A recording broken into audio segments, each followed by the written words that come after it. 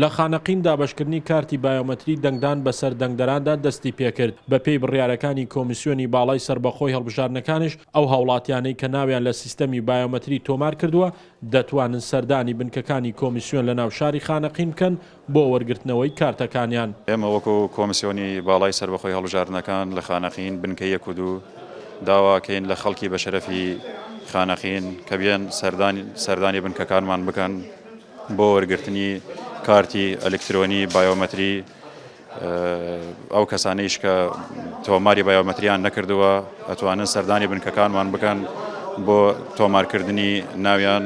چاودێران دەڵێن گرنگە خەڵک بەشداری سیستەمی بایۆمەتری دەنگدان کات بە تایبەتی دانیشتوانی ناوچە کوردستانە کێشە لەسەرەکان بۆی بتوانن خەڵکی شایستە بنێرنە پەرلەمان و داکۆکی لە مافەکانیان کات و بەر بە گەندەڵی بگرن لە پاڵەوەشدا کێبڕکەی دەنگی نەتەوەکانی تر بکەن بۆ سەلماندنی کوردستانی بوونی ئەو ناوچانەی کە ساڵانێکە کورد قوربانی بۆدا. تەجروبەی سابقمان کە ئەو کاندیدێلە کە هاتنە ئەو پۆسێلە متمانەی خەڵک نەبوون بەڕاستی فەشەلێکی گەورە وەسانی عێراقێکی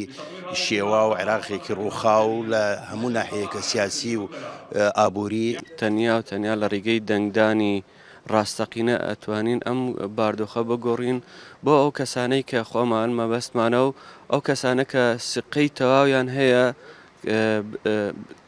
توانایی ئەویان هەیە بتوانن ئەم وەزعە بگۆڕن بۆرە و ئەو دۆخەی کە هاوڵاتیانی کوردستان ئەیانەوێت. بڕیارە لە هەڵبژاردننی ئەم جارەی پەرلەمانی عێراق و ئەنجومەنی پارێزگاکان کۆمیسیۆنی باڵای سربەخۆی هەڵبژاردنەکان ئامێری بیکۆز بۆ کارپێکردنی کارتی ئەلکترۆنی دەنگدەران بەکاربێنێت بۆ بڵاوکردنەوەی هۆشیاری و شارەزابوونی خەڵک لەو ئامێرش کۆمیسیۆنی باڵای سربەخۆی هەڵبژاردنەکان سەرقاڵی ڕێخستنی خولی هۆشیاریە. ئاماژمان ئەوەیە بۆ ئەوەی خەڵک بزانێت کە لە ماوەی ئەم 3 مانگە ئەبێ بڕۆن کارتەکان خۆیان وەربگرن و نامەیە تر هەیە ئەوە زۆر گرنگە کە خەڵک نایزانێ لە ڕۆژی دەنگدان ئەگەر ئەم کارتە نەبێ بە تایبەت ئەوانەی تەزیل بایۆمەتریان کردیە